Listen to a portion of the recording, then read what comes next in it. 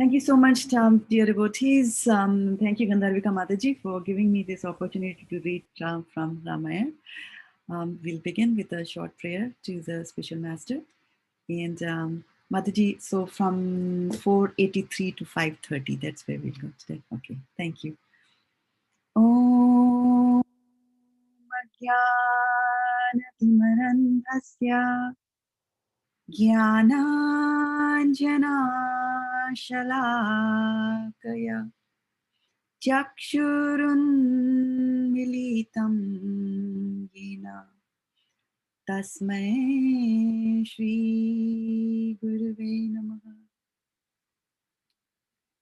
Shri Chaitanya Manobhishtam Sthapitam Yena Bhutale Swayam Rupa Kadamahyam Dadati Swapadantikam Vandeham Sri Guru Sri Yuta Padkamalam Sri Gurun Vaishnavamscha Shri Rupam Sagrajatam Sahagara Raghunathanvitam Tam Sajivam Sadvaitam Savadhutam Parijana Sahitam Krishna Chaitanya Devam Shri Radha Krishna Padan Sahagara Lalita Shri Vishakhanvitamscha He Krishna Karuna Sindhu Dinabandho Jagatpate Gopesha Gopika Kanta Radha Kanta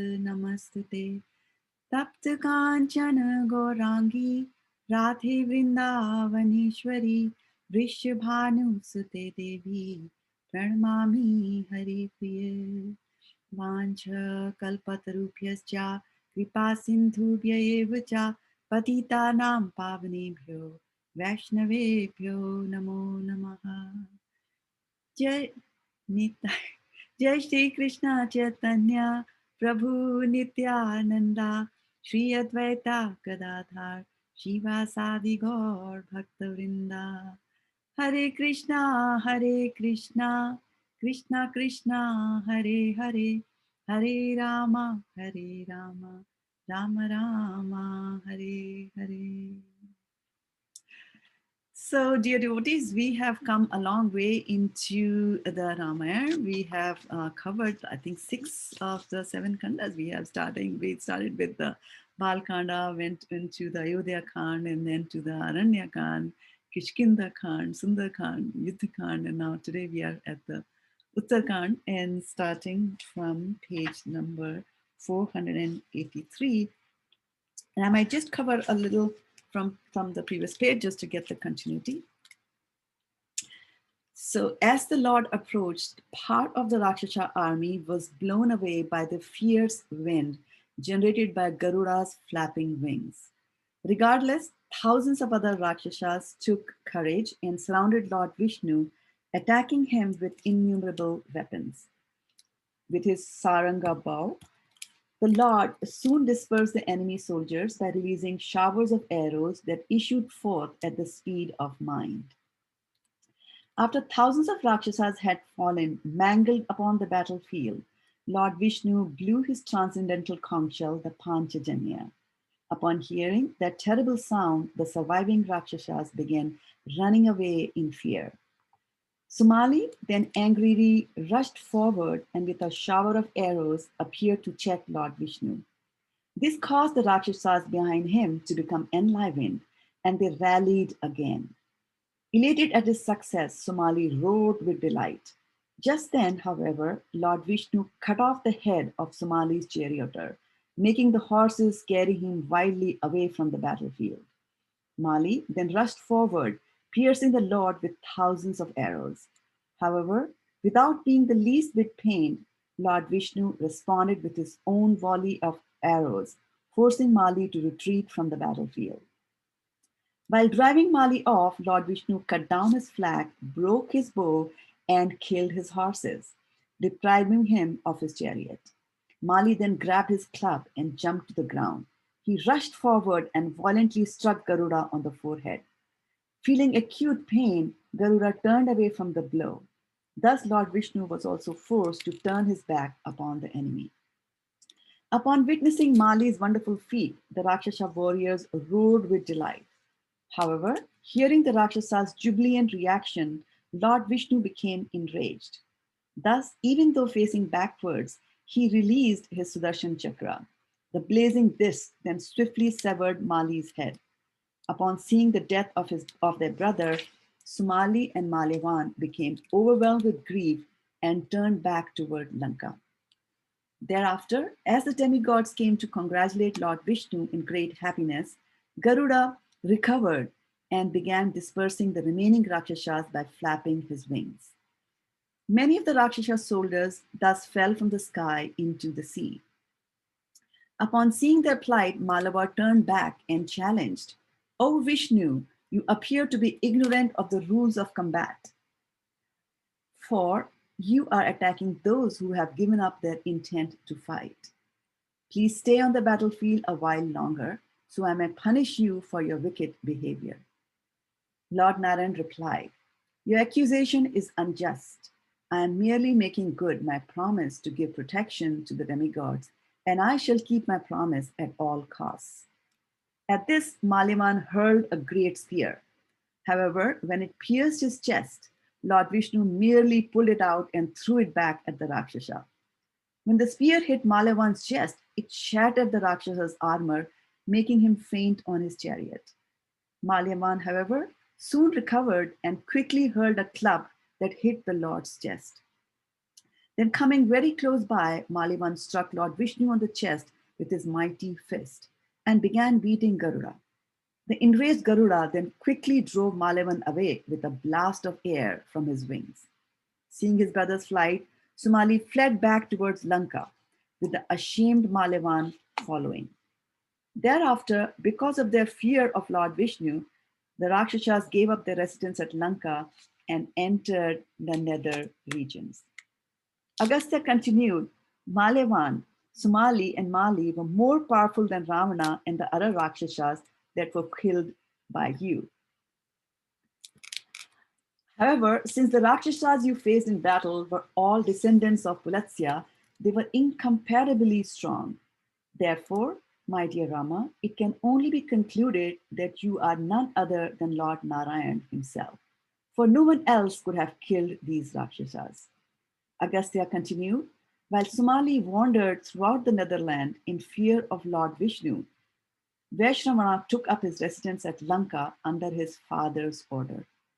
Sometime later, Sumali took his beautiful daughter with him and left the lower regions to wander the earth in search of a suitable husband for her. It so happened that one day Sumali saw Vaishravana flying overhead in his Pushpak chariot.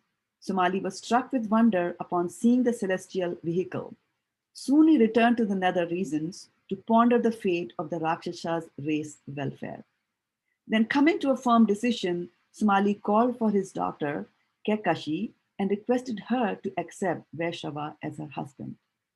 Thereafter, Kekashi obediently went to Vaishrava's residence and stood shyly before him, her head bent downwards as she scratched the ground with her toes. It happened that Vaishrava was in the midst of performing a horse sacrifice, and Kekashi did not realize that she had approached at an inauspicious time. Still, the magnanimous state inquired, "My dear young girl, who are you? What is your purpose in coming here?" Kekashi replied, "I am the daughter of Somali, and my name is Kekashi. Whatever else you may wish to know, I request that you ascertain by your spiritual prowess."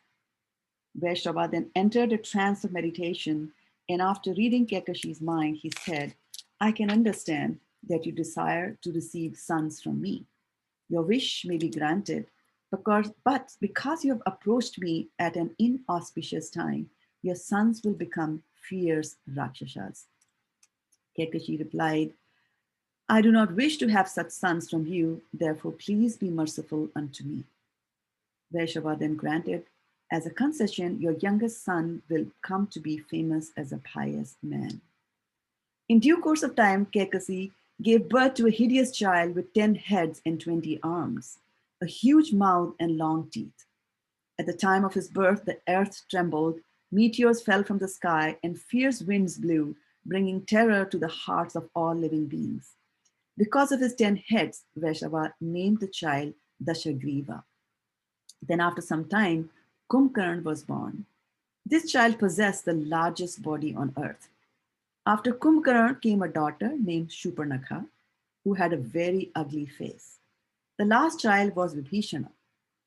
When this noble son was born, the demigods uttered exclamations of joy and showered down flowers from heaven.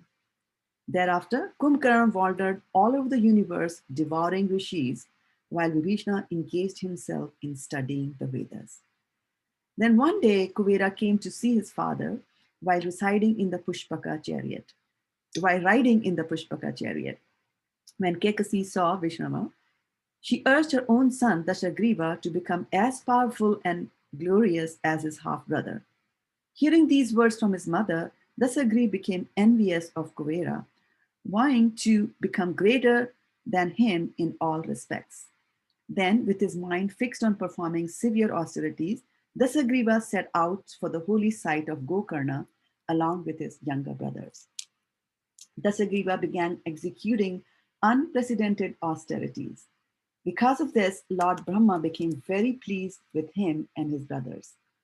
At this time, Rama again interrupted politely, saying, O foremost of rishis, please describe in detail exactly what austerities the three brothers performed.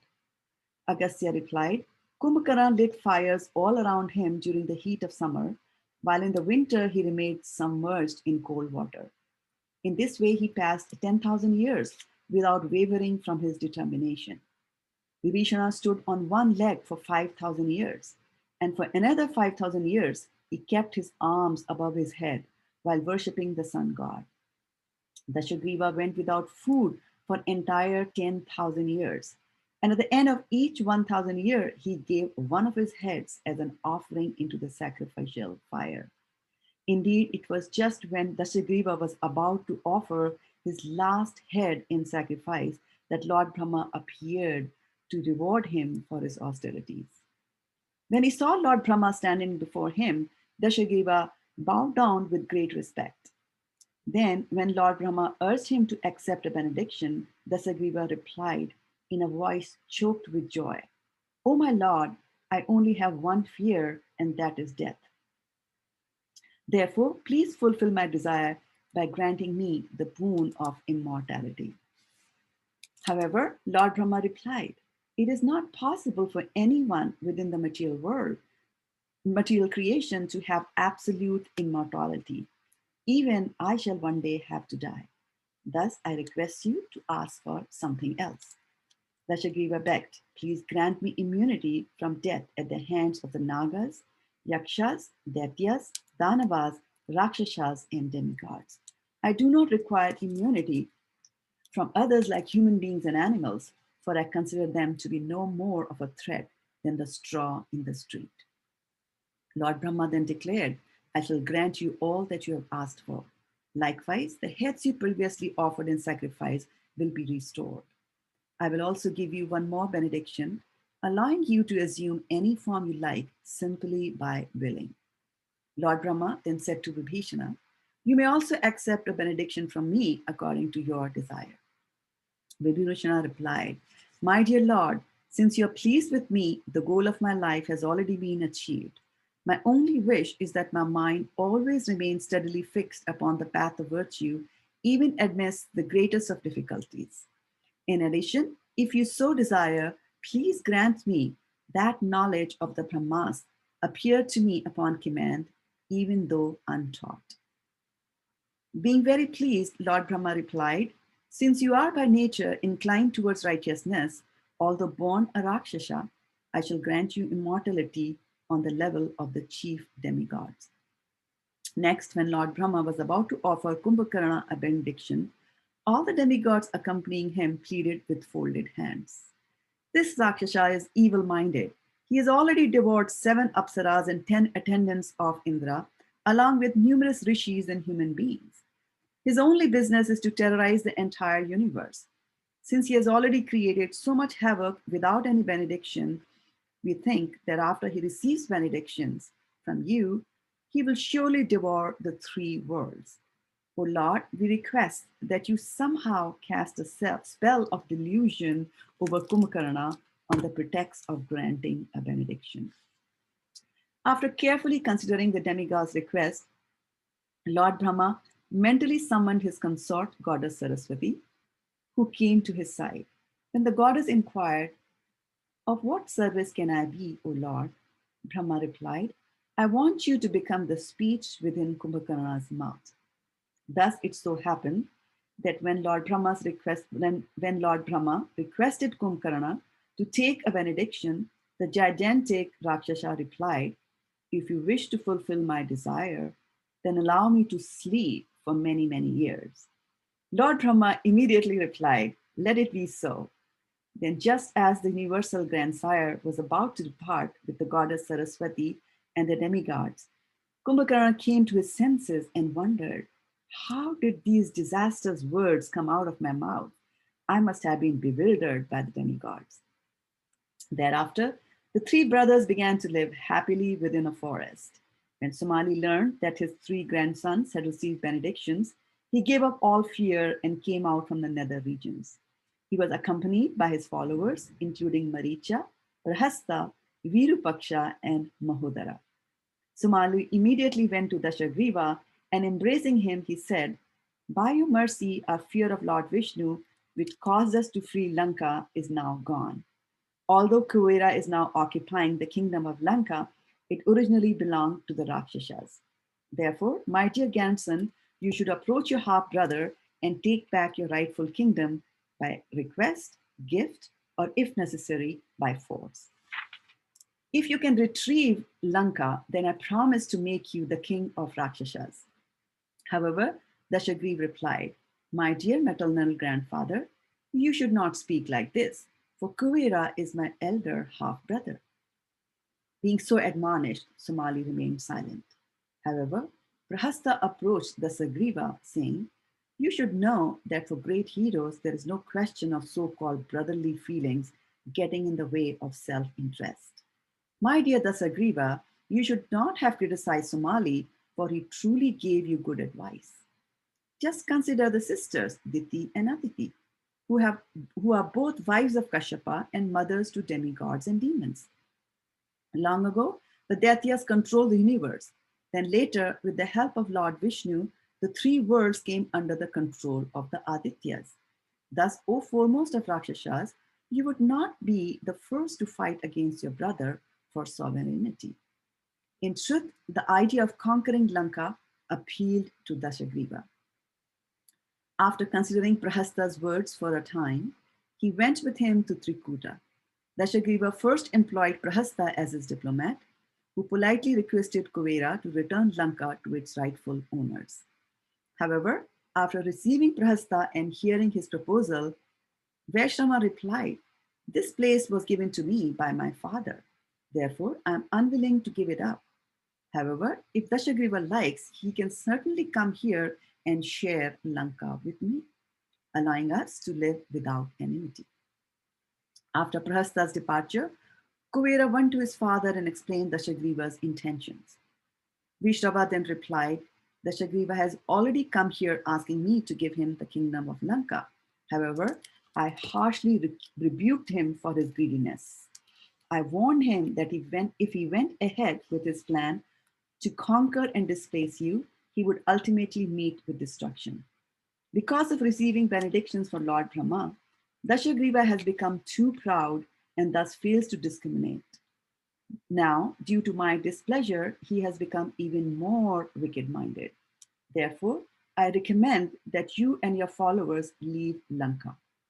Take up residence in Kailash and avoid antagonizing your arrogant half-brother." Thereafter, Kuvera vacated Lanka. When Prahasta informed Dasagriva, he entered the city and began to rule as king, being installed upon the throne by the Rakshasas. Sometime later, Dashagriva gave his sister Shupanakha in marriage to the Danava king Vidyujihva. Once thereafter, while roaming in the forest, Dasagriva happened to meet Maya Danava and his daughter.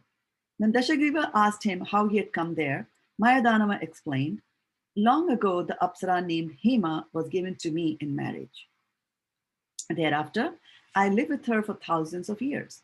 Being very attached, I built a wonderful city for Hema made of gold and jewel. However, 14 years ago, she left me to fulfill some purpose of the demigods. Overcome by grief, I left my beautiful city and am now wandering the forest, hoping to find a suitable husband for my daughter. Besides this girl, I have begot two sons through Hema, Mayavi and Dundubi. Now, if I may ask, who are you and what is your purpose in coming here? When Mayadanava learned his new acquaintance was the son of an eminent rishi, he decided to give him his daughter in marriage. Thus, Mandodari married Dasagriva.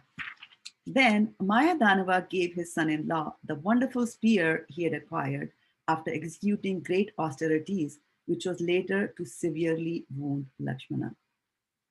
After some time, Dasagriva arranged for Vajrajwala, Bali Maharaj's granddaughter, to marry Kumbhakarna, and the daughter of Gandharva king to wed Vibhishana.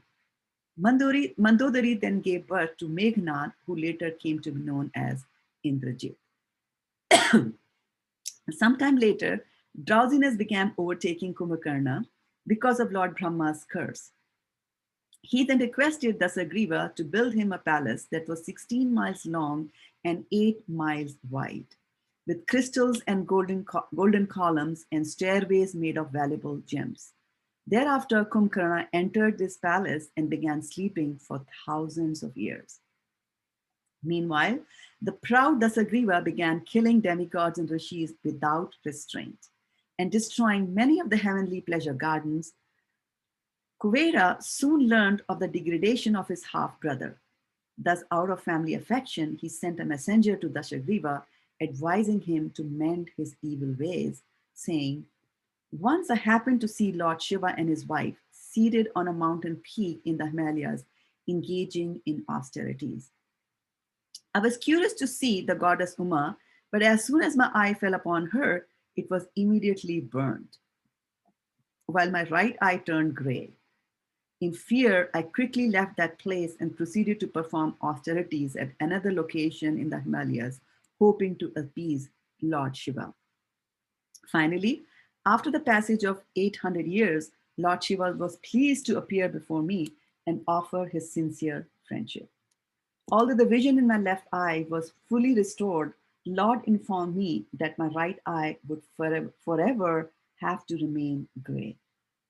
O Dashagriva, upon my return home from performing those austerities, I came to learn of your misdeeds. Now, as a well-wisher and relative, I must warn you that the demigods are already planning to destroy you. You must rectify your behavior before it is too late." Upon hearing Kuvera's message, Dasagriva inflamed with rage. He declared it was only out of respect for my elder half-brother that I have remained patient hearing these insults. However, because of this rebuke, I am now determined to not only conquer the 3 worlds, but to kill the 4 Lokpalas as well. Saying this, Dashagriva drew his sword and mercilessly struck down the messenger.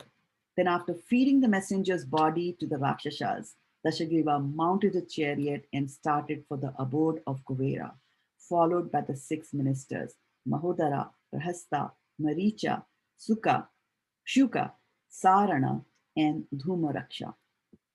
After flying to the sky for about 1 hour, Dashagriva came to Mount Kailash. Thus, when the Yakshas saw the Rakshasas, they approached Kuvera and took his permission to fight. A fierce battle ensued. When it appeared that the Yakshas were getting the better of his ministers, Dashagriva took up his club and began smashing the enemy. Then, when the surviving Yakshas came to Kuvera and informed him of their defeat, Kuvera sent out another army. The Rakshasas again emerged victorious, and Dashagriva then entered the abode of Kuvera. At the gate, a guard boldly blocked Dashagriva's entrance, and when Dashagriva attempted to push his way in, the guard smashed him over the head with a wooden post, causing him to bleed profusely. However, because of the benediction from Lord Brahma, Dashagriva could not be killed. He recovered and smashed the guard into a formless lump of flesh, causing the other yakshas to flee in fear. Kuvera then sent forth his chief commander, Manibhadra, along with 4,000 yaksha soldiers. During the battle that followed, Prahasta soon killed 1,000 yakshas. Mahodar killed 1,000 and Maricha killed 2,000. Since still Manibhadra attacked Dhumraksha, making him fall down unconscious. Dashagriva then retaliated by striking Manibhadra's crown, forcing him to turn sideways.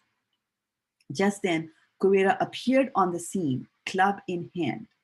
He was accompanied by two of his ministers, Shukra and Prasthapad, along with two deities that preside over wealth, Padma and Shankha. Kuvera challenged Dasagriva, saying, "Because you have proudly ignored all propriety and thus acted most sinfully, I shall soon send you to the hellish planets so you may receive what you deserve." As the Rakshasa ministers fled, losing heart after hearing their master chastised in this manner, Kuvera rushed forward and struck Dasagriva on the head with his club. Dasagriva, however, was not disturbed in the least, and the two continued exchanging blows. Finally, when neither could gain the upper hand, Dasagriva resorted to using Rakshasa illusions. He assumed different forms such as a tiger, a cloud, a hill, the sea, and a yaksha.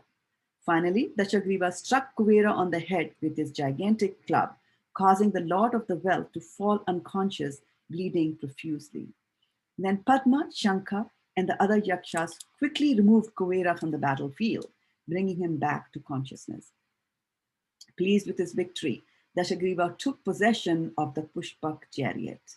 He mounted it and set out for the palace of Kartikeya's birth, a clump of golden reeds in the Himalayas. Suddenly, however, the Pushpaka chariot stopped ascending the mountains and would proceed no further. Then, as Dasagriva stood with a look of amazement, Nandishvara suddenly appeared before him.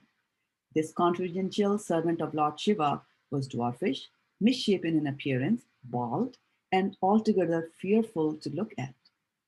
Nandishwar ordered Dasagriva, "You must turn back at once, for Lord Shankara is sporting on this mountain." At this, Dasagriva became enraged. While getting down from his chariot, he demanded, "Who is this Shankara?" Then, as he looked up, Dasagriva saw Nandi with the face of a monkey standing near Lord Shiva and holding a flaming spear in his hand. Upon seeing the bull carrier of Lord Shiva in this feature, Dasagriva laughed with great disdain. Nandi angrily cursed Dasagriva, saying, "In the future, powerful monkeys will take birth who will annihilate your entire race. I could kill you at once if I so desire, but I'll let you be destroyed by your own misdeeds instead." Dasagriva did not care for Nandi's words, however, and replied, "Because you have rudely stopped my chariot, I shall now retaliate by killing your master, Lord Shankara." Dasagriva placed his hands underneath the mountain and began lifting it up. Then, as the mountain shook violently, Parvati stumbled and clung tightly to her lord. Mahadev then pressed down the mountain with his big toe, crushing Dasagriva's arm beneath it. As Dasagriva cried out in great pain, the entire three worlds trembled, so much so that King Indra stumbled while walking on the road.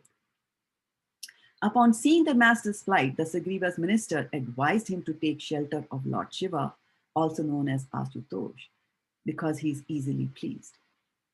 With no other alternative, Dasagriva bowed down and began glorifying Lord Mahadev by reciting hymns from the Sam Veda. 1,000 years passed as Lord Shiva remained seated on top of the mountain. Then Mahadeva became pleased to relieve the pressure of his toe so that Dasagriva could remove his arms. Because of the fierce cries uttered by Dasagriva when his arms were being crushed, Lord Shiva gave him the name Ravana. Thus, from that point time onwards, Dasagriva became known as Ravana, because his loud crying had made all the demigods also cry out in fear. Thereafter, Ravana began to wander over the earth on the Pushpaka chariot, challenging the heroic Kshatriyas. The prudent The prudent kings surrendered to Ravana without a fight, and the Rakshasa king easily defeated all the others. One day, Ramana arrived at a forest near the Himalayas and saw a beautiful young girl with matted hair and a deerskin dress. Upon seeing her, Ramana became afflicted by lust, and while laughing aloud, exclaimed, "The practice of austerities in the forest is contradictory to your youthful beauty. My dear young girl, who are you? Why have you decided to come here to live a life of penance?" The girl replied, "I am the daughter of Brahmarshi. I am the daughter of the Brahmarshi Kushadhvaja, the son of Brihaspati. My name is Vedavati because I'm considered to be an incarnation of the Vedas. Many demigods and other highly qualified men have approached my father asking for my hand in marriage. However, he has turned them all down, for he feels only Lord Vishnu would make a suitable son in law.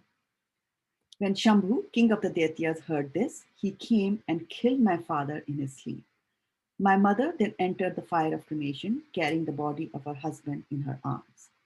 Since that time, I have installed Lord Narayan within my heart and have performed austerities, hoping to attain him as my husband. O Ravana, by dint of my ascetic merit, I know everything about you. Therefore, please take your leave and depart without further ado. Getting down from his chariot, Ravana said, "My dear lovely girl, I request you to become my wife. Indeed, in comparison to me, who is Lord Vishnu?" At this, Vedavati indignantly replied, "Who other than you would dare speak disrespectfully of Lord Narayan?" As she spoke, Ravana grabbed Vedavati by the hair. Inflamed with rage, the girl immediately transformed one of her arms into a sword, then cut off her hair, thus setting herself free. Then, while lighting a fire, Vedavati said, "Being touched by you, I no longer desire to live. I shall not curse you, for that would decrease my ascetic merit. However, I shall take another birth in a divine manner, just to encompass your destruction." As Vedavati entered the fire, flowers showered down upon her from heaven. Then, giving up her body, Vedavati next appeared from a lotus flower. Ravan, however, quickly caught her, forced her into the Pushpaka chariot, and took her back to Lanka. Thereafter, when Ravana showed the reborn Vedavati to his minister, he was warned that if he kept the girl, she would become the instrument of his destruction. Taking heed, Ravana threw Vedavati into the sea. Then, upon reaching the other shore, by employing her mystic power, she came to the sacrificial ground of King Janaka. As King Janaka was leveling the ground with a plow, the girl appeared from the furrow as a baby. Thus it came to be that Vedavati, who had appeared in Satyuga, became Janaki in Treta Yuga. Ravana continued to roam over the earth in the Pushpaka chariot until one day he arrived at the place called Ushirabija. There he saw King Marutta engaged in a sacrificial performance under the direction of the Brahmarshi Samvartana, a brother of Brihaspati. All the demigods were present in the sacrificial arena, but out of fear of Ravana, they transformed themselves into animals. Indra became a peacock, Kuvera became a chameleon, Yamraj became a crow, and Varuna became a swan. After entering the sacrificial arena like an unclean dog, Ravana approached King Marutta and challenged, "Either fight with me or surrender." Marutta inquired, "Who are you? What do you want from me?" Ravana laughed derisively, saying, "I am the younger half brother of Kuvera. My name is Ravana, and I have already defeated my illustrious relative in battle." Marutta sarcastically replied, "As the conqueror of your elder brother, you are certainly very virtuous. Therefore, I consider you worthy of being pierced by my arrows." Marutta angrily grabbed his bow, rushing at the king of the Rakshasas. Samvartana, however, blocked his disciples' way, saying, "This sacrifice being performed for Lord Shiva is not yet complete. My dear king, if this is spoiled, this glorious sacrifice will become the cause of destruction for your entire dynasty. Ravana is very difficult to conquer. Moreover, one who has been sacrificed for a sacrificial performance should never become angry or engage in fighting. Becoming pacified, King Maruta threw aside his bow. As he again sat down, Ravana proceeded to devour many of the rishis who had come there to attend the ceremony. Only after Ravana's departure did the demigods resume their normal features. Indra then benedicted the peacocks to never again fear snakes. He also made marks appear on the peacocks' formerly all blue bodies to resemble his 1,000 eyes. Thus, whenever Indra showers down rain, the peacocks dance as a symbol of their love for him. Yamraj benedicted the crows to no longer contract the diseases common to other living entities. Additionally, the crows were granted that they would live for as long as humans did not kill them. Now, when crows are fed, people residing in the abode of Ramraj become satisfied by their act. Formerly, swans are not at all white.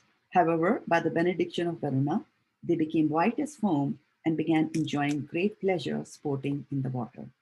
Lastly, Kuvera blessed the chameleon with a golden complexion. Thereafter, the demigods departed for their abodes. Ravana continued challenging great kings to fight or surrender unto him. Many prominent rulers accepted defeat without a fight. One day, Ravana came to Ayodhya, and when he challenged Maharaj Anaranya, the king came out of his capital with a huge army. Although Aranya's army was completely massacred by the Rakshasas, the king himself was able to seriously wound Maricha, Shuka, Sarana, and Prahasta, forcing them to flee from the battlefield. Maharaj Anaranya then proceeded to shower 800 arrows upon Ravana's head, but the Rakshasa king was not even slightly injured from the attack. Ravana rushed forward quickly and struck Anaranya on the head with his hand, causing him to fall to the ground, fatally wounded. As the king lay dying, he cursed Ravana, saying, "In the future, a descendant in my dynasty named Ram will become the cause of your destruction." While the king uttered this oath, flowers showered down from the heaven, and the demigods could be heard beating their celestial drums. As King Anaranya gave up his body, Ravana left that place. Thereafter, one day, Ravana happened to meet the great sage Narada while traveling through the sky. Ravana greeted him most politely, and in his turn, Narada praised the exploit of the Rakshasa monarch. Narada said, "O king, you are so powerful that you can conquer even the great demigods. Why are you trying to annihilate the human beings? The pure humans do not deserve to be killed by you, for they are already most unfortunate, being plagued with so many miseries in life." Ravana replied, "O sage, what you say is correct. Since I desire to conquer over the entire three worlds, I shall now leave aside the human beings and attack Yamraj, the Lord of Death." Making up his mind in this way, Ravana immediately departed for the southern quarter. Narada's curiosity was aroused. He wondered, can Ravana actually defeat Yamraj? If he does, I wonder what sort of universal order he will institute to replace the old one. Thus, to witness the impending battle, Narada quickly went to the abode of Yamraj. Arriving before Ravana, the Lord of Death greeted Narada and then inquired, "O best of the celestial rishis, what is the object of your visit?" Narada replied, "Ravana is on his way here, desiring to defeat you in battle." As the Pushpak chariot entered the domain of Yamraj, Ravana could see how all the living entities were reaping the results of their previous pious and impious activities. Some poor souls were suffering various hellish torments, while others were enjoying a high standard of material comfort. Then, by his own prowess, Ravana freed all those who were suffering in hell. Enraged at this audacious act, thousands of Yamdutas attacked Ravana and attempted to demolish the Pushpaka chariot. However, regardless of being attacked so viciously, the chariot remained intact due to the prowess of Lord Brahma. When the Yamdutas showered their arrows upon Ravana, his armor became smashed, with his limbs becoming pierced all over. Covered with his own blood, Ravana finally began losing consciousness and fell from the Pushpak chariot to the ground. However, after quickly recovering, Ravana took up an arrow of Lord Shiva and with it began annihilating all the Yamdutas. At this, Ravana and his ministers began roaring loudly, and when Ramraj heard the uproar, he could understand that the Rakshasa king had emerged victorious. After calling for his chariot, Yamraj took up his rod of death nooses and other weapons, and angrily set out to fight. When Yamraj entered the battlefield, the entire three worlds became agitated, and Ravana's ministers became so overwhelmed with fear that they began to flee in all directions. Ravana, however, remained undisturbed, and as Yamraj approached, Ravana deluged him with arrows. The fierce duel that ensued went on for 7 days and nights uninterrupted. The king of the Rakshasas then released 100,000 arrows, and at that time, Mrityu, death personified, begged Yamraj, "O Lord, please grant me permission to kill Ravana. I caused the destruction of the entire cosmic manifestation. Thus, what will be the difficulty in slaying an entity like Ravana?" Yamraj, however, wished to kill Ravana himself, and as a last resort took up his rod of death. As soon as they saw this terrible weapon, all the Rakshasas except Ravana turned and ran away.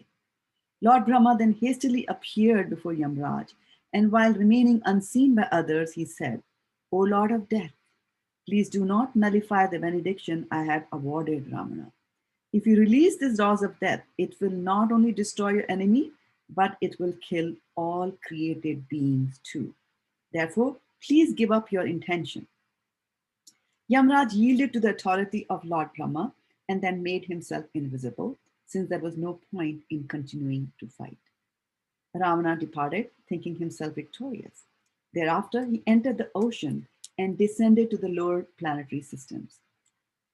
Ravana then conquered Bhogavati, the capital of the Nagas, ruled over by Vasuki. After this, he went to attack Manimai, a city made from gems, where the Nivatkavachas resided. These Danavas had also received benedictions from Lord Brahma, and when Ravana challenged them to fight, they were happy to oblige him. The Danavas and the Rakshasas fought for 1 full year, but neither could gain the upper hand.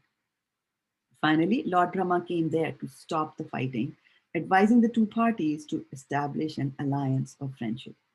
Thus, Ravana spent the next years as the Danavas' guests, and during that time, he learned 100 conjuring tricks from them. From Manimai, Ravana went to Rasatala, searching for Varuna's abode.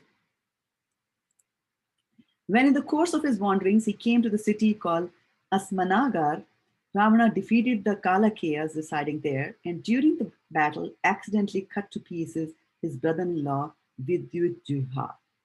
After some time, Ravana finally sighted the abode of Varuna, and there he came upon the Surabhi cow, whose milk created the great ocean of milk. After circumambulating Surabhi, Ravana entered Varuna's city. Then, after announcing his challenge to the waters, he killed all the warriors that came to oppose him. Incited with rage, Varuna's sons and grandsons came out with a large army, but they were soon routed by Ravana's ministers.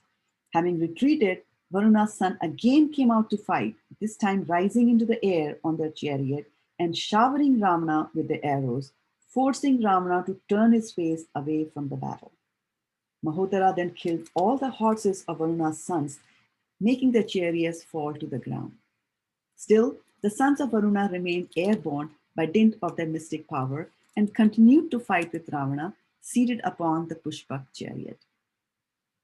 After driving off Mahodara, the sons of Varuna surrounded Ravana and again assaulted him with torrents of arrows. Ravana suddenly flared up with rage. He pierced Varuna's sons with his weapons, and they fell to the ground wounded. As Varuna's sons were being carried away from the battlefield by their own men, Ravana ordered one of Varuna's ministers, "Go convey my challenge to your master." Now that his sons are vanquished, Let the Lord of the Waters himself come out and fight. The ministers informed Ravana. Varuna has gone to Brahmaloka to attend a concert given by the Gandharvas. Therefore, O king of the Rakshasas, be satisfied that you have defeated Varuna's sons. Ravana soon returned to Lanka. Along the way, he kidnapped the virgin daughters of many kings, rishis, demigods, and demons. If Ravana saw any girl that he found attractive, he would first kill all her relatives and then forcefully take her on his chariot. In this way, Ravana's chariot became filled with hundreds of girls, all crying out pitifully from fear and grief. The bereaved girls considered their plight and cursed Ravana, saying, "May the destruction of this wicked Rakshasa come about because of a woman." As soon as the girls uttered these words, flowers fell from the heavens and celestial drums resounded the sky. Thus, cursed by the virtuous women, Ravana's bodily luster immediately began to fade. Shortly after Ravana's return to Lanka, Shurpanakha came and fell down at her brother's feet. With tears in her eyes, she wailed, "Oh, how cruel you are to a sister! By killing my husband, you have made me a widow." To pacify Shurpanakha, Ravana replied, "My dear sister, please do not give way to grief. I promise to gratify all your desires. Please forgive me, for in the heat of battle, I could not distinguish between friend or enemy. Thus, I accidentally killed Vidyujibha." Ravana sent Shurpanakha to live under the protection of her cousin Khara. He also dispatched an army of 14,000 Rakshasas so that his brother could firmly establish his supremacy in the Dandakaranya forest. Ravana then went to his sacrificial arena at Nikumbhila Grove. There he saw his son Meghnad wearing a deer skin. With surprise, Ravana inquired, "My dear boy, what are you doing?" Meghnad was engaged in performing a sacrifice. Thus, to ensure that his vow of silence was not broken, Ushana, the family priest, replied on his behalf, "In your absence, Meghnad has already performed 7 great sacrifices for the pleasure of Lord Vishnu. Thus, he has received a celestial chariot and various weapons from Lord Shiva. He has also gained the power to become invisible and to create darkness within the enemy's ranks." Ravana was not very pleased to hear his son's activities, for he had worshipped one of his enemies, Lord Vishnu. When Vibhishan learned that Ravana had kidnapped so many girls, he approached his brother and said, "This act of yours is very sinful and is unfit for a member of our good family. Already, as a reaction to your wickedness, your mother's cousin, Kumbhinasi, has been kidnapped by Rakshasa Madhu." Kumbhinasi was the unmarried daughter of Malyavan, the uncle of Ravana's mother, Kekasi, who was residing in Ravana's palace in his absence. When Ravana heard about Kumbhinasi's abduction, he flared with rage and prepared to kill the offender at once. Calling together all his Rakshasa chiefs, Ravana left Lanka with 4,000 Akshahunis, for he intended to attack the demigods after dealing with Madhu. With Meghnad at the front and Kumbhakarna at the rear, Ravana entered Madhu's city. His mother's cousin quickly came out to meet him and fell at Ravana's feet. He thus assured her, "I shall do whatever you request of me. Please get up, for there is nothing to fear." Kumbhinasi then begged Ravana to spare her husband.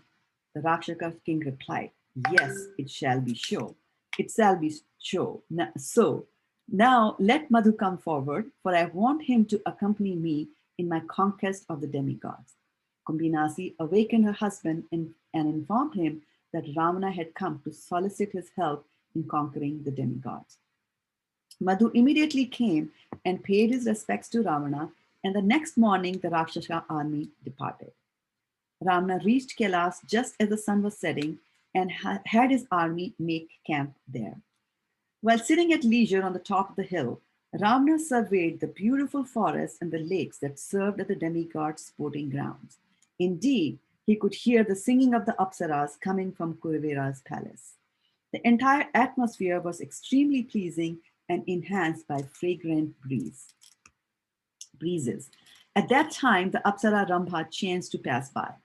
When Ravana saw Rambha's beautiful bodily features enhanced by her attractive dress and tinkling ornaments, he became so lusty that he immediately jumped from his seat and grabbed her by the hand. Pierced by Cupid's arrows, Ravana said, "O exquisitely beautiful one, your sweet smiling face, your full, well rounded breasts, and your shapely hips and thighs have combined together to steal away my mind. Now that I have seen you, I cannot bear to let you go. Who is there superior to me that you are now on your way to meet? Accept me as your husband and remain with me. I would surely be a waste of your it would surely be a waste of your incomparable beauty to have it enjoyed by anyone else." Ramba, however, angrily replied, "You should not speak to me like this, for you're just like my father, and I your daughter-in-law." Ravana then argued, "Only the wife of one's son can be considered to be a daughter-in-law." At this, Ramba countered, "Yes, what you say is correct. Still, you should know that I am the lawful wife of your brother's son, Nalkuvera, and I am on my way to meet him now. Therefore, O king of the Rakshasas, please follow the path of righteousness and let me go at once." Not interested in good advice, Rama replied, "Your reasoning only applies to women who have one husband. However, since the Apsaras have no actual husbands, just as the demigods are not committed to a single wife, I do not have to consider you in the light of such morality." Saying this, Ravana forcefully pulled Ramba down onto a flat rock and began copulating with her. When she was finally released, her hair and dress disheveled, Rambha ran to her husband Nalkuvara and told him everything that happened. Upon hearing of Ravana's misconduct, Nalkuvara became outraged. Then, to verify Rambha's story, he entered a trance of meditation. Thereafter, having ascertained the truth of the matter, Nalkuvara touched water and pronounced the following curse: "The head of Ravana will split into 7 pieces if he ever again tries to enjoy a woman against her will." The demigods were overjoyed to hear this declaration and showered flowers upon Kuvera's son. Similarly, when the women at Lanka, kidnapped by Ravana, heard of Nalkuvara's oath, they too experienced great happiness. And when Ravana heard of the curse, he gave up all inclination to have sexual relations with women who were not inclined toward him. The next morning, Ravana mobilized his army and approached the abode of Indra. The king of heaven, being afraid of Ravana, became dejected upon seeing the army of Rakshasas approaching. Indra quickly sent out all the demigods to fight and then approached Lord Vishnu. After offering his obeisances to the Lord, Indra explained, "Because of Lord Brahma's benedictions, I feel helpless in battling Ravana. My dear Lord, I request that you either empower me with sufficient energy to kill the Rakshasa king or else take up the matter yourself." Lord Vishnu reassured Indra, "There is no need for you to be afraid. Go and fight with Ravana, even though it is not possible for you to conquer him. I do not wish to kill him just now. However, please know that when the time is right, I shall slay not only the wicked Rakshasa king, but all of his relatives too." Thereafter, a fierce battle ensued between the demigods and the Rakshasas, supported by the allies, the Danavas. Ravana's maternal grandfather, Sumali, led the Rakshasa army and soon routed the demigod soldiers.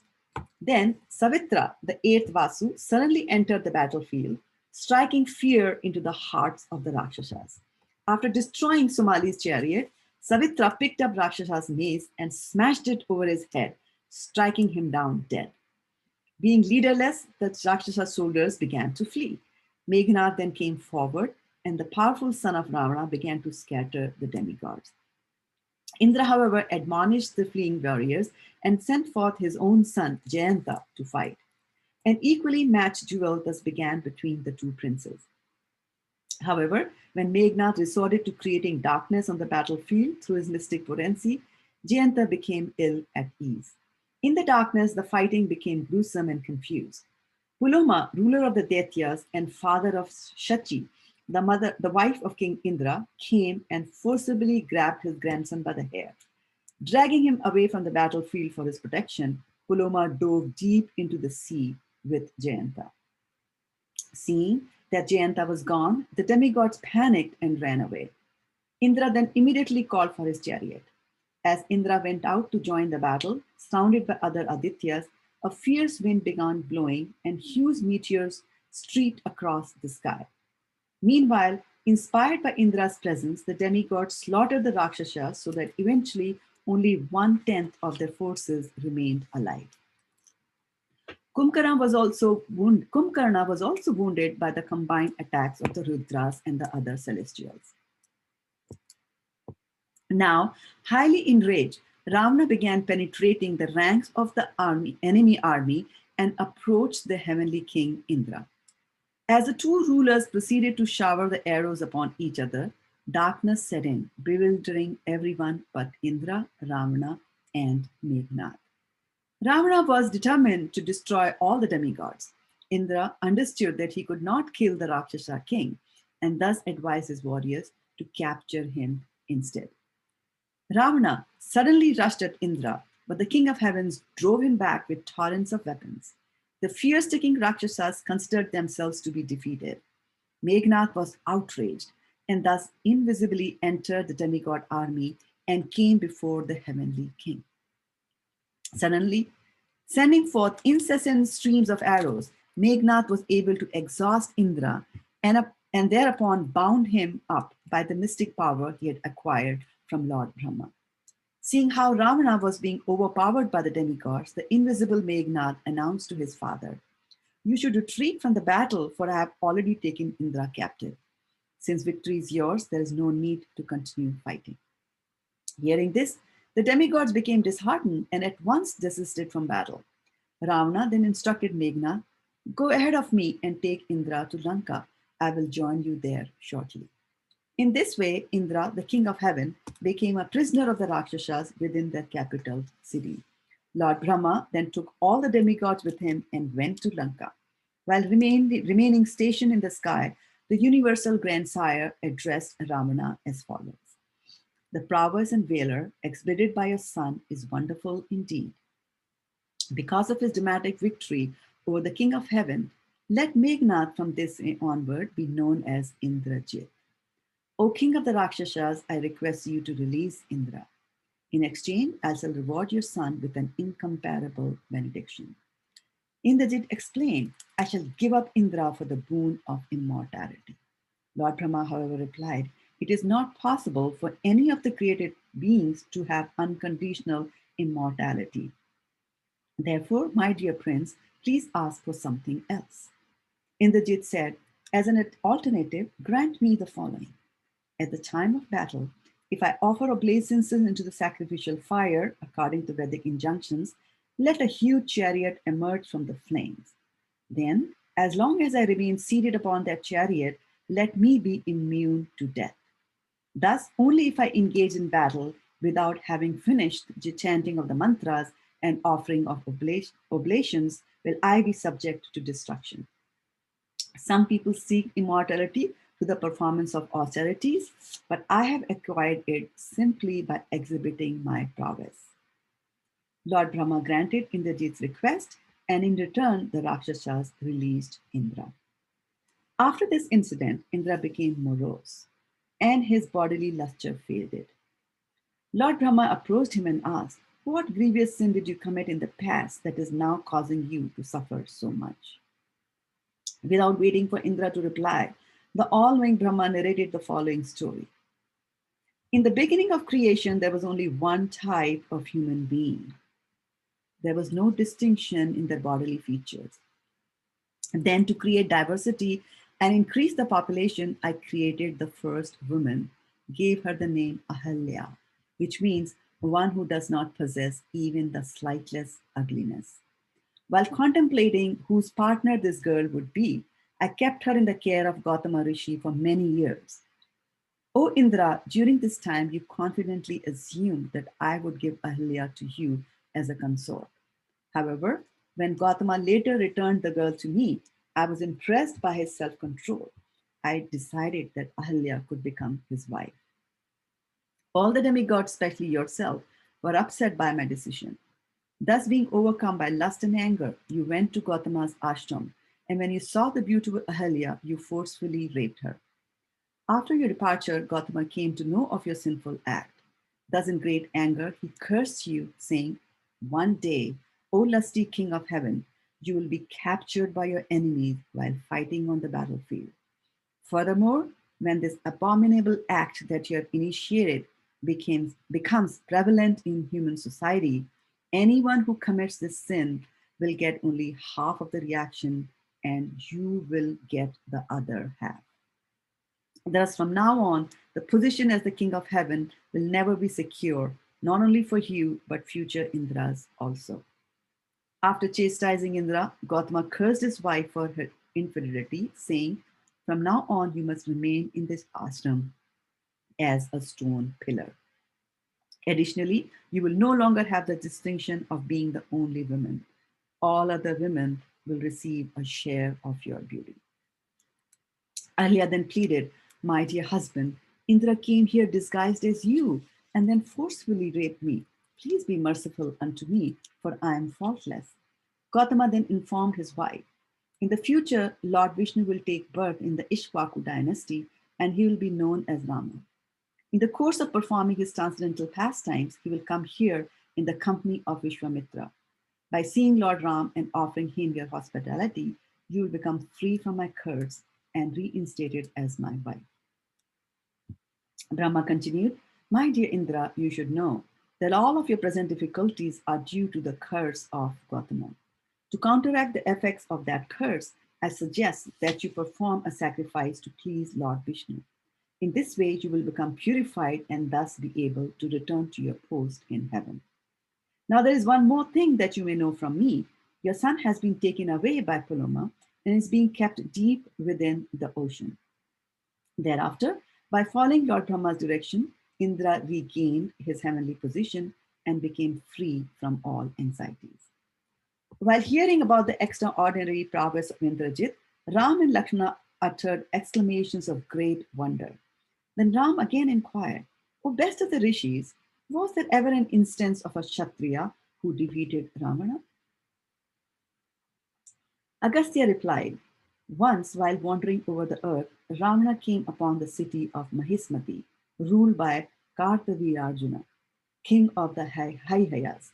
That day, Kartavirarjuna had gone to the river Narmada to enjoy himself in the water with many attractive women. Thus, when Ravana inquired from a minister about Kartavirarjuna's whereabouts, he was informed that the king had gone out. Ravana departed, and after going to the Vindhya mountain, he came to the banks of Narmada. Stepping down from the Pushpaka chariot, Ravana sat down on the shore with his ministers and said, "This holy river is very glorious. You should all take a ritualistic bath to relieve yourself of your all sinful reactions. Meanwhile, I shall engage in the worship of Lord Shiva. Bring me some flowers for an offering." While the ministers looked for the mountain flowers for Ravana's offering, Ravana took his bath and chanted the Gayatri mantra. Coming out of the water, Ravana took off his wet clothes and put on new white garments. Ravana always kept a Shivalinga with him, and now he placed the deity in the sand and began dancing in ecstasy before it, waving his arms about. Kartavirarjuna was a short distance downstream, sporting with his female companions. Desiring to test the strength of his 1,000 arms, Kartavirarjuna began to block the water's flow. Thus the water backed up, overflowing its bank and washing away Ravana's flowers, just as he was about to offer them in worship. At this, Ravana angrily summoned Shuka and Sarana, ordering them to find out the cause of the river's unnatural flow. Rising into the air, the ministers went downstream. When they had gone only 4 miles, they saw Kartavirarjun playfully blocking the river's flow. When Ravana heard this, he immediately set out for battle, accompanied by all his ministers. While going along, Ravana saw numerous inauspicious omens. Still, without being deterred in the least, Ravana soon came within Kartavirarjun's vicinity. When Kartavirarjuna's ministers approached him, Ravana ordered, Announce my arrival to your king and tell him I've come to challenge him to fight.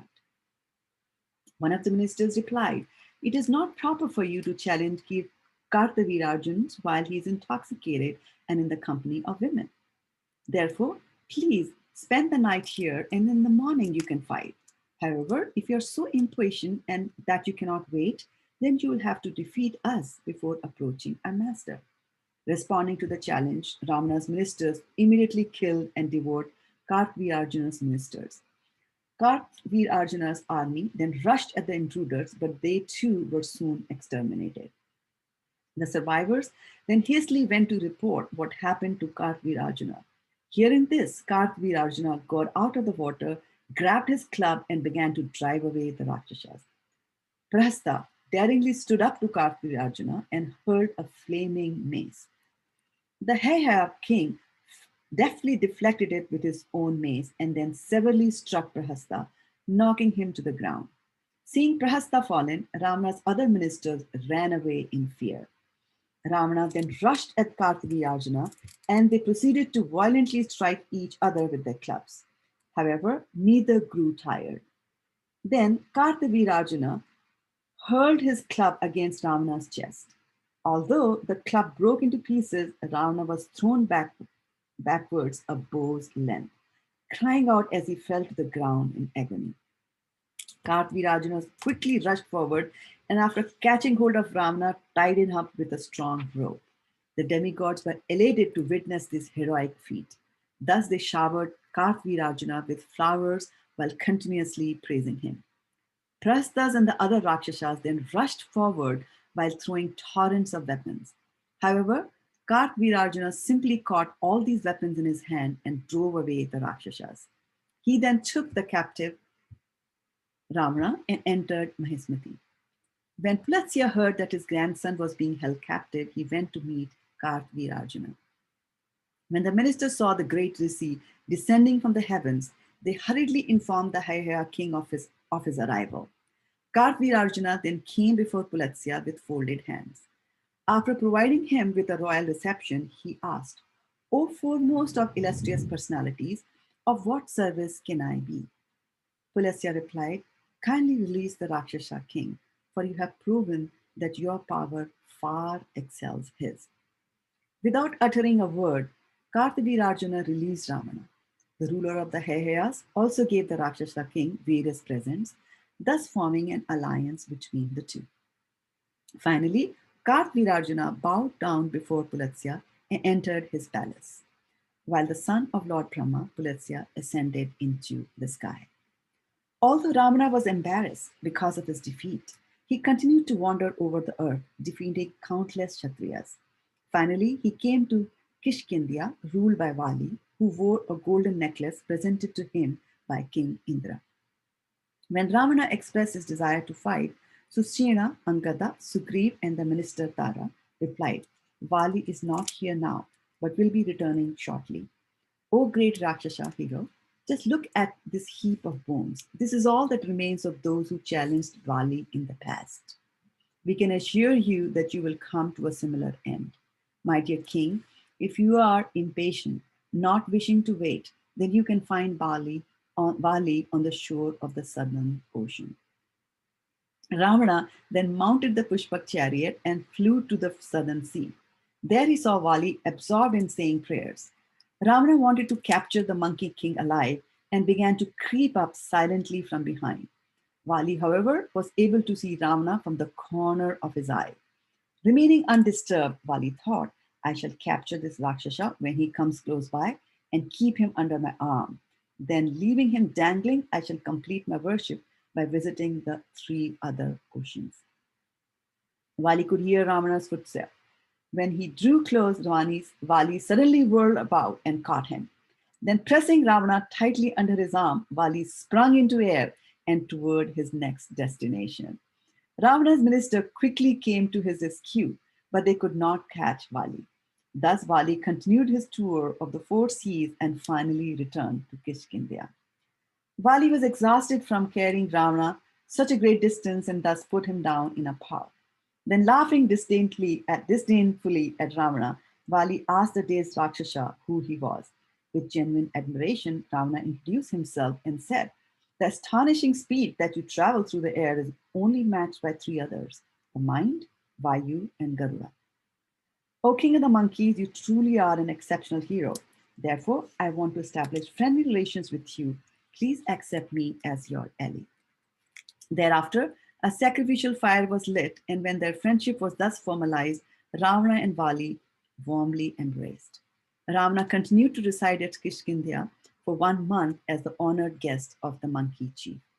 At this point, Rama said, "O Rishi, Ravana and Vali were certainly powerful heroes, but I feel that Hanuman's prowess exceeds both of them.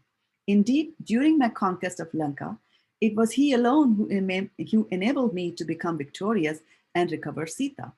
I cannot properly express my debt to Hanuman, the best of my unalloyed servitors. O great sage, I still have some doubt that I pray you can dispel. O great sage, I still have. Why is it that when there was an enmity between Vali and Sugriv, that Hanuman did not vanquish Vali? I think Hanuman could not have been aware of his own prowess. Otherwise, how could he have stood by idly and watched Sugriva suffer? O foremost of rishis, you are the knower of all mysterious truths. Therefore, please explain the transcendental pastimes of Hanuman so my doubt can be removed. Hanuman was also present in the assembly, listening to the conversation, and he experienced great transcendental bliss upon hearing Rama's statement. The great sage Agastya then answered, "It is true that no one can equal Hanuman in strength, speed, or intelligence. However, it so happened that he forgot his actual prowess. I will recount the story of his life to explain why. Hanuman was begot by Vayu through Anjana, the wife of Kesari, a monkey chief who used to reside on Mount Meru. After delivering the child, Anjana went to gather some fruit for him. In her absence, however, the hungry baby started to cry. At that time, the sun began to rise. When the baby monkey saw the luminous orange globe, he thought that it was a fruit and suddenly sprang upwards to catch it. When the demigod saw the son of Vayu flying swiftly through the air, they became astonished, declaring, "Not even the mind or Garuda can move so fast. If this monkey shows so much of ability as a baby, what will he be like when he grows up?" Vayu followed his son to protect him from the scorching heat of the sunshine. Then, as the baby monkey approached, Surya refrained from consuming him in consideration of his childish innocence and the future mission he would perform on behalf of Rama. Thus, the son of Vayu was able to take his seat upon the chariot next to Surya. Just at that time, Rahu happened to come to attack the sun god. Instinctively, the baby monkey grabbed Rahu, but in the next moment, Rahu, the worst of the planetary controllers, slipped from his clutches. Rahu fearfully approached Indra and complained, "Although I have been allotted the sun and the moon as the means for appeasing my hunger, it appears that my share has been appropriated by another. Just now, when I approached the sun god, I saw that another Rahu was attacking him." Indra was quite astonished to hear this, and he thus mounted Airavat and set out toward the sun. Rahu had gone ahead, and when the son of Vayu saw him coming, he considered him to be a type of gigantic fruit and sprang from Surya's chariot to catch him. Rahu immediately began to flee, crying out for Indra's protection. Thus, the king of heaven, who approached from nearby, gave him assurance. Then, when the hungry baby sighted Airavat, he took the elephant to be an enormous white fruit and rushed toward him. When Indra saw the son of Vayu approaching, he immediately released his thunderbolt. The baby monkey crashed down on a mountain, broke his jaw, and thus gave up his life. This enraged Vayu, who then took his son and withdrew into a mountain cave.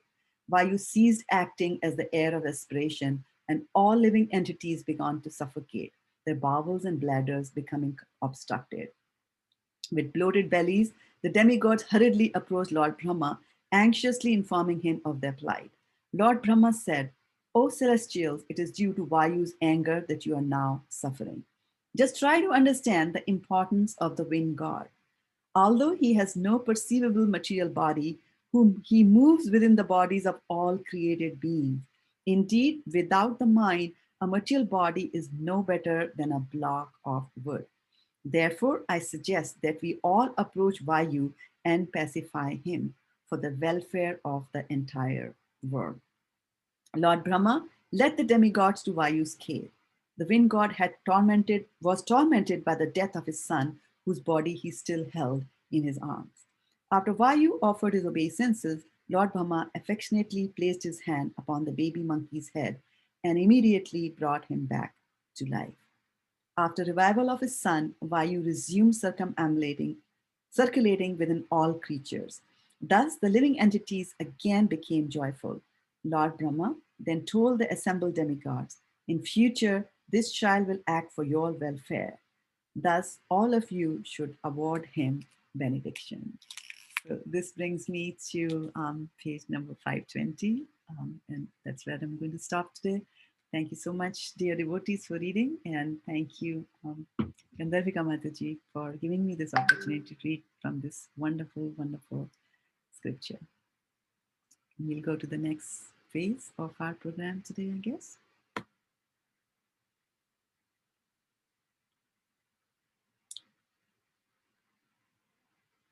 Did you say 5:30?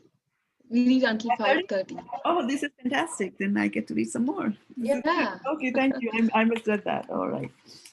So continuing on from 520, hearing Lord Brahma's command, Indra took off his garland of lotus flowers and placed it around Hanuman's neck. Indra declared, because of his broken jaw, this child will henceforth be known as Hanuman. He need no longer fear my thunderbolt, for he will be immune to its effects. The sun god announced, I hereby donate 1% of my brilliance to Hanuman.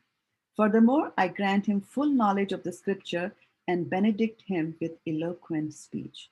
Yamraj then said, I hereby grant Hanuman immunity from my rod of death and from all diseases. Yamraj then said, I hereby grant Hanuman immunity from my rod of death and from all diseases. Kuvera declared, let Hanuman be immune to my mace and never become tired in battle. Lord Shiva said, I grant that Hanuman will never be killed by me or one of my weapons. Vishkarma announced, I award Hanuman the benediction that he cannot be killed by any weapon I have manufactured. Lastly, Lord Brahma said, I grant Hanuman a long life, magnanimity, immunity to the Brahmas, and immunity to the curses of the Brahmanas. Lord Brahma then said to Vayu, this child will be able to change his form at will and shall be unconquerable. He will be able to travel wherever he likes and at any speed he chooses. In future, he will perform glorious activities and will aid in the destruction of Ravana. Thus, he will become very pleasing to Lord Ram. The demigods departed, and Vayu placed Hanuman under the care of his mother Anjana. After receiving so many benedictions, Hanuman was bursting with energy. He began acting fearlessly. Sometimes he even offended prominent rishis by interrupting their sacrifices and breaking their paraphernalia. While Hanuman indulged in these pranks, the rishis tolerated him, for they knew that he was immune to death from their curses due to Lord Brahma's benediction. Hanuman's foster father, Kesari, and his natural father, Vayu, tried their best to discipline him. Still, Hanuman continued to transgress the bounds of propriety. Thus the rishis became a little angered at him and declared, for now you shall remain ignorant of your true prowess. At the proper time, you will again become aware of your full potency. Thereafter, Hanuman began wandering through the forest in a peaceful mood. At this time, the king of the monkeys, Rishak Raja, succumbed to death from old age. His eldest son, Vali, assumed the throne, while Sugriva became heir apparent. From childhood, Hanuman and Sugriva were best friends. However, when hostility broke out between the two brothers, Hanuman was not aware of his true prowess, and thus he did not help Sugriva fight Vali. Because of his ignorance of his great power, Hanuman became more interested in the cultivation of knowledge than the exhibition of force. To learn all areas of Vedic knowledge, he would follow the sun god the full distance from where he rises to where he sets. Hanuman would put forward innumerable questions, and eventually he became as learned in the Vedas as Brihaspati. In this way, Agastya Rishi described the glories of Hanuman. Rama, Lakshman, and the monkey chiefs were amazed and delighted to hear them. When the assembled rishis decided to go, Rama said, "Now that I have been installed as emperor, I want to perform many sacrifices for the welfare of the world. I request that you all return home so that the sacrifices may be performed under your supervision." Happily giving their consent, the rishis departed. The next morning, awakened by the professional singers who recited his glories, Rama bathed and sat down to perform fire sacrifices. Thereafter, Ram visited the palace temple and proceeded to the royal court. Seated upon the royal throne and surrounded by his ministers, servants, and 20 of the monkey chiefs, Ram administered the state government in an exemplary manner. King Janak was one of the many great kings that came to Ayodhya to attend Rama's coronation. After some time, Ram approached him, saying, "My dear father in law, you should now return to your kingdom, Vidarbha, lest it become neglected.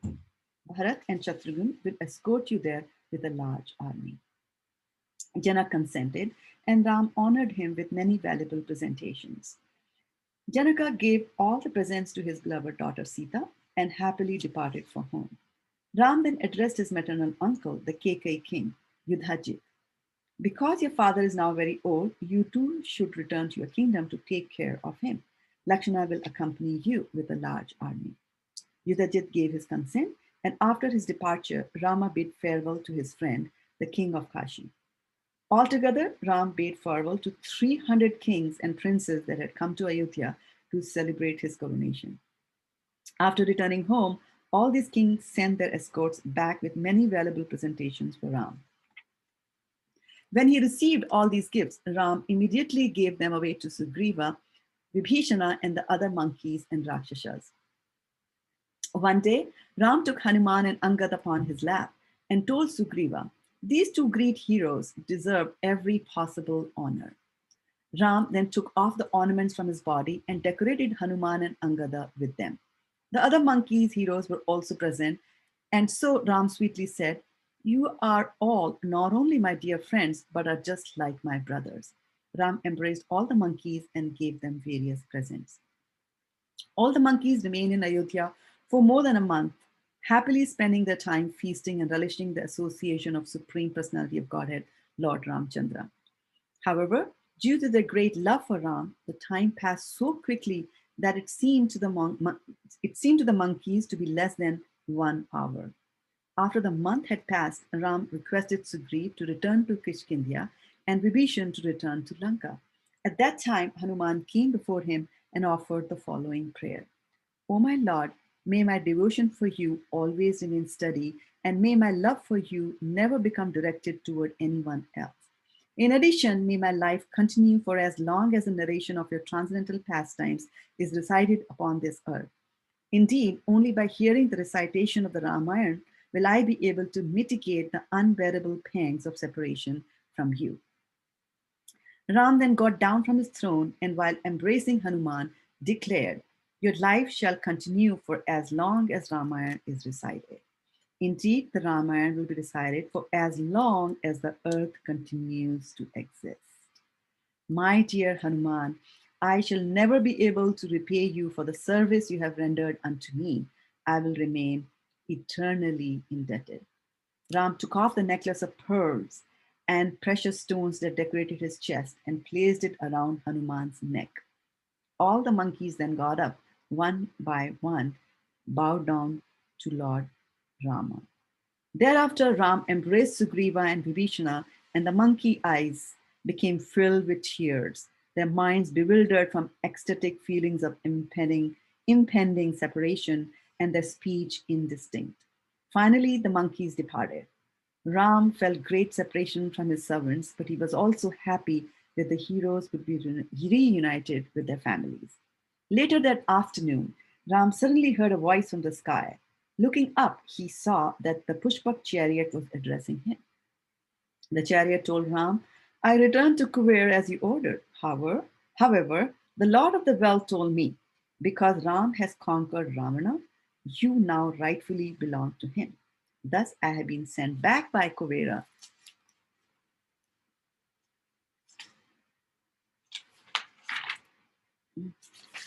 I have been sent back by Kuvera to render service unto you. O Lord, please accept me without hesitation. Ram worshipped the Pushpak chariot with flowers, incense, and sandalwood paste, and then ordered him, if I am ever in need of your service, you can appear to me when called for. In the meantime, you are free to go wherever you please. Being so directed, the Pushpak chariot departed to wander on its own. Soon after this incident, Bharat came one day before Ram and began to glorify his rule of the kingdom, saying, although little more than 1 month has passed since your coronation, there is already a complete absence of disease, untimely death, and labor pains for women. The clouds are showering rain at the proper time, and all the people are in a joyous state of mind. Ram felt great bliss listening to Bharata's praise, for he understood that all living entities can attain the highest fulfillment of life in a God conscious kingdom. The winter passed, and with the arrival of spring, Ram passed much of his time with Sita in the lovely palace gardens. During the day, Ram would dutifully carry out the state administration, and in the evenings, he would sit with Sita in the shade of a large Ashoka tree. Surrounding them, the Apsaras sang and danced among the flowering trees. Ram, the supreme personality of Godhead, and Sita, the goddess of fortune, passed each day enjoying newer and newer delights. Their pleasure in each other's association expanded unlimitedly. One day, Rama understood that Sita was pregnant. He expressed his great pleasure, saying, O lovely princess, is there any desire within your heart that you feel has not yet been gratified? Please inform me if there is, for I shall fulfill your every wish without fail. Sita replied, O Lord, in your association, all my desires have been abundantly fulfilled. However, since you are asking, I admit I have a strong desire to visit the ashrama of the rishis situated on the banks of the Ganga and offer my obeisances to the great saints living there. Rama assured her, my dear Sita, please know that very soon you will have the opportunity to visit the rishis in the forest. Thereafter, Ram entered the royal assembly and engaged in joking and light conversation with his advisor. Ram then asked Bharata, what do the citizens talk about these days? What do they say about Sita, Lakshman, Bharat, and Shatrugna? How do they feel about our mother Kekai and myself? Indeed, kings are always the topic of criticism for the people. With folded hands, Bharata replied, O Lord, everyone praises your victory over the 10-headed Ravana. They acclaim you are the greatest of all heroes. Rama, however, urged, tell me truthfully what they say. Only by knowing matters as they are can one curtail his faults and thus endeavor for self improvement. O Bharata, there is no need for you to be afraid. I have already understood that envious people are spreading rumors about me through Ayodhya. I have even personally heard some people criticize me for taking back a woman who remained so long in the house of another. Hearing this, Bharata bowed to Ram and replied, whether good or bad, I do not know. However, this is what people are saying in the marketplaces and in the city streets. Ram has performed an extraordinary feat by bridging the ocean and vanquishing the powerful Ravana. However, has it occurred to him that he has brought home a woman who was abducted by the Rakshasa king and forced to sit upon his lap? Does Ram not feel disgust at enjoying a woman who remained with Ravana for almost one entire year? Oh Lord, these are the things people are speaking about you. Shocked and dismayed to hear this, Ram then asked the other ministers if what Bharata had said was true. They all confirmed it was so. Rama was fully aware of Sita's complete purity and innocence, but he could not tolerate the shame of having to hear that people were mocking him in this way. Ram made up his mind to abandon his unsuspecting wife and called for Lakshmana. Ram addressed his brother with great agitation. O Lakshmana, please listen with great attention, for what I have to say is most painful. I have just learned that some citizens of Ayodhya condemned me for taking Sita back from the kingdom of Lanka. Just see how distressed I have become. I have appeared in the royal dynasty of Ishwaku. Thus, any taint of dishonor to my name brings me more grief than the thought of death. After killing Ravana, I also considered, how can I take Sita back to Ayodhya? It was just to allay these doubts that I made the princes of Vidarbha enter the fire in the presence of all the demigods and the rishis. While you and Agni declared Sita was pure, and within my heart, I also knew that she was chaste. So I accepted her back. Now, however, rumors are spreading everywhere, and I'm being blamed in my own kingdom. O Lakshmana, a person who is a target of rumor suffers great humiliation and defamation. Ill deeds are always condemned, and that is what motivates the noble minded towards good acts. I am ready to give up my life if necessary to avoid public scandal. Indeed, I am ready to renounce you, my dear brother, for ensuring my good name and reputation. Thus, what can be said of Sita? I am drowning in an ocean of sorrow. Never before have I experienced such misfortune. Lakshmana, tomorrow at dawn, you must take Sita to the banks of the Ganga and take her on a tour of the ashrama of the great rishis. Then abandon her near the hermitage of the great sage Valmiki on the banks of river Tamasa and return to Ayodhya alone. So I'll stop here, Gandharika Mataji, with your permission. And thank you once again, dear devotees, for listening, and Gandharika Mataji for arranging this and giving me a chance to read, and to the broadcasting team as usual for this.